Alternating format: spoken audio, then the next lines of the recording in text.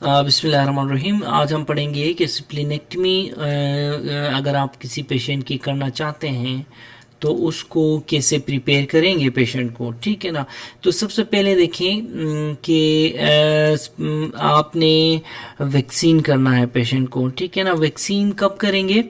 2 weeks prior to the surgery, ठीक है ना। देखें, जो इलेक्टिव स्प्लीनेक्टमी है इसमें आप 2 वीक्स प्रायर टू सर्जरी आप वैक्सीन करेंगे, जबकि ट्रॉमेटिक जो स्प्लीनेक्टमी है इसमें आप एज सून एज पॉसिबल आप पोस्ट स्प्लीनेक्टमी वैक्सीन करेंगे पेशेंट को, ठीक है।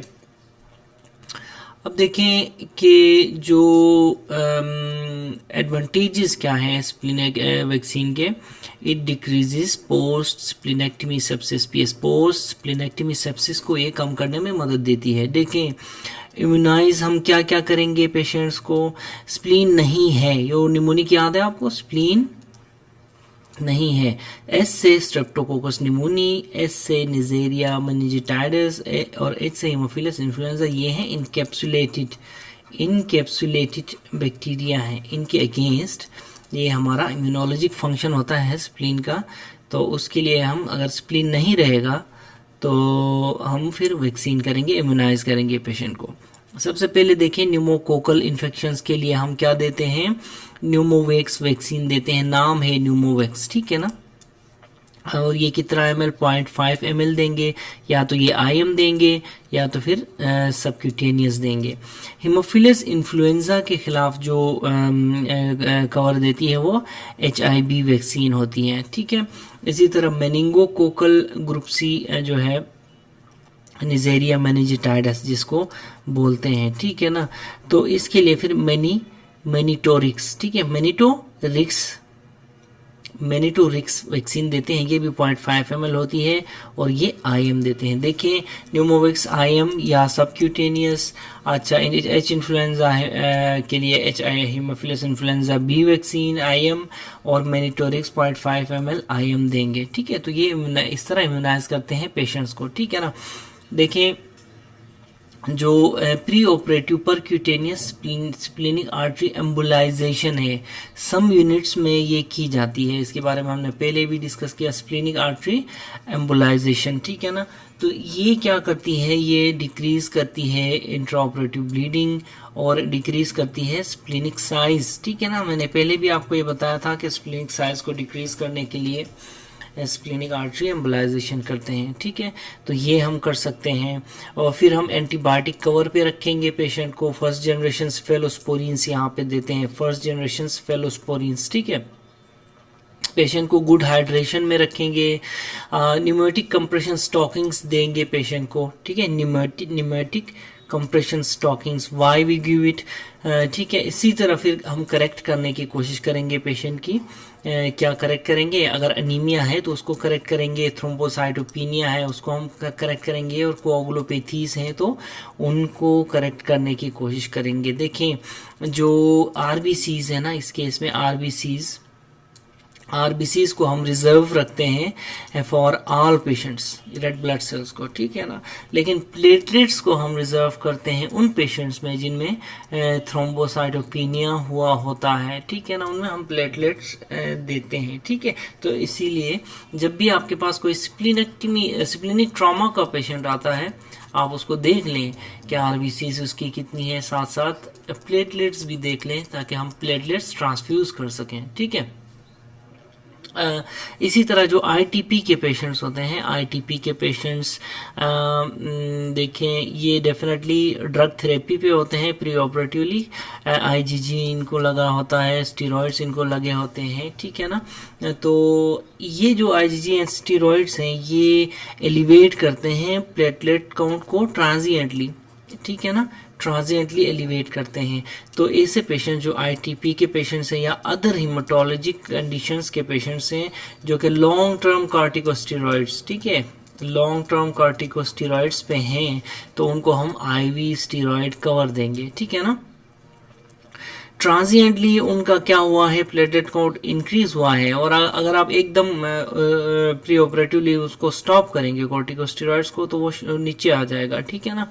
इसीलिए हम इनको आईवी स्टेरॉइड कवर पे ही रखेंगे ऐसे पेशेंट्स को, ठीक है।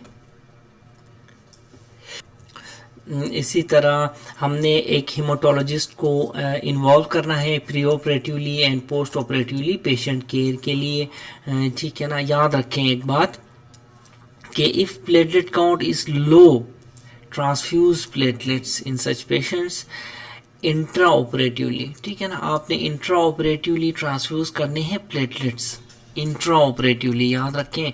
लेकिन इंट्रा ऑपरेटिवली भी कब, इंट्रा ऑपरेटिवली भी किस टाइम, उस टाइम जब आप स्प्लीनिक आर्टरी को लाइगेट कर चुके हों। After ligation of splenic artery आप प्लेटलेट्स देंगे, ट्रांसफ्यूज करेंगे, ठीक है ना। आफ्टर क्यों, to prevent splenic sequestration of platelets, ठीक है ना। तो ये बहुत जो है इंपॉर्टेंट पॉइंट है, after ligation of splenic artery हम प्लेटलेट्स देंगे। इसी तरह हम pass NG, we will pass NG. NG का क्या फायदा है, it will distend the, it will decrease the size of the stomach, ठीक है ना, डिकम्प्रेस द स्टोमक, ठीक है ना। स्टोमक की डिकम्प्रेशन के लिए, यहाँ पे डिकम्प्रेशन लिख दें, के लिए हम क्या करेंगे, जो एनजी पास करेंगे। देखें मैं आपको यहाँ पे थोड़ी सी एनाटॉमी बताता हूँ। Attachments and relationships of the spleen, ठीक है।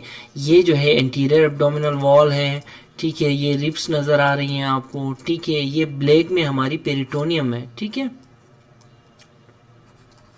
ब्लैक में हमारी पेरिटोनियम है, ठीक है ना।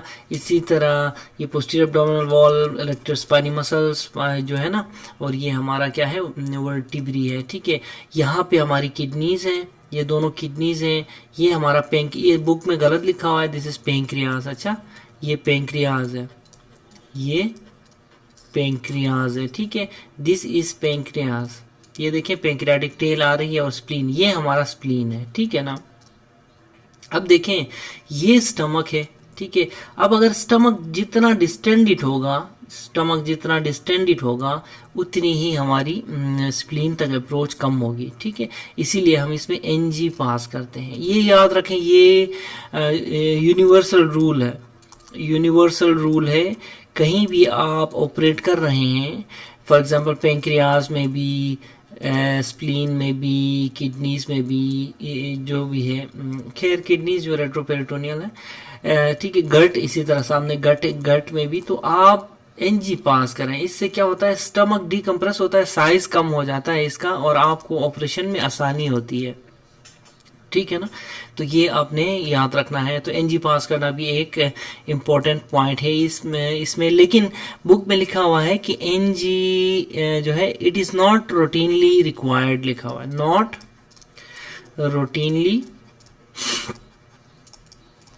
routinely required, but still you pass the NG, there is no harm in NG passing, ठीक है। इसी तरह ensure and explain to the patients about जो है post splenectomy sepsis, उसको फिर डॉक्यूमेंट भी करना है कि आपने पेशेंट को एक्सप्लेन किया हुआ है। तो ये है फ्यू पॉइंट्स कि आप अपना जो पेशेंट है स्प्लीनेक्टमी के लिए जिसको आप प्रिपेयर कर रहे हैं, उसको कैसे प्रिपेयर कर सकते हैं, ठीक है।